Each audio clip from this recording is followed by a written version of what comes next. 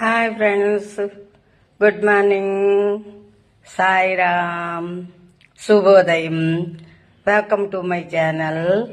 ఇదిగోండి, నేను గులాబీ పువ్వులు చేశాను. ఒకసారి చూడండి, ఒకసారి చూడండి. ఇదేంటంటే అందరూ చేస్తున్నారు, చెప్తున్నారు, నేను కూడాను చెప్తున్నాను. నేను ఒక గ్లాసు మైదా పిండి అయితే 2 గ్లాసులు వరిపిండి వేస్తాను. అలాగే 2 గ్లాసులు పంచదార వేస్తానండి. అలాగే ఎలాచీ వేస్తాను. ఎలాచీ వేసి కలుపుతాను. కలిపేసి అది మామూలుగా 10 నిమిషాలు నాననిస్తాను. నూనె కాగనిచ్చి గులాబీ అచ్చు అందులో పెట్టి, గులాబీ అచ్చు వేడెక్కిన తర్వాత ఈ పిండిలోని ముంచి అది ఆయిల్లోని వేస్తానండి.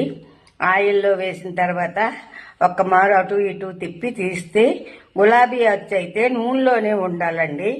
నూనెలోనే ఉంటే అది బాగా మనం పిండిలో ముంచినప్పుడు బాగా పువ్వు అయితే బాగా వస్తుంది. చూడండి, ఇదిగోటి పువ్వు, గులాబీ పువ్వు.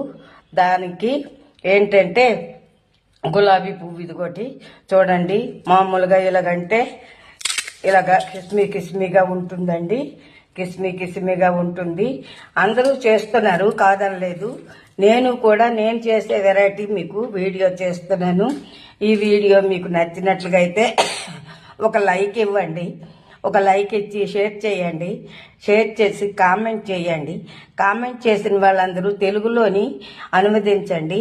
అలాగే సబ్స్క్రైబర్ చేసుకోండి నా ఛానల్కి. మరికొంతమంది చూస్తారు. చూస్తే నాకు కూడా ఇంప్రూవ్ అవుతుంది ఛానల్. హాయ్ అండి, బాయ్, సాయిరామ్.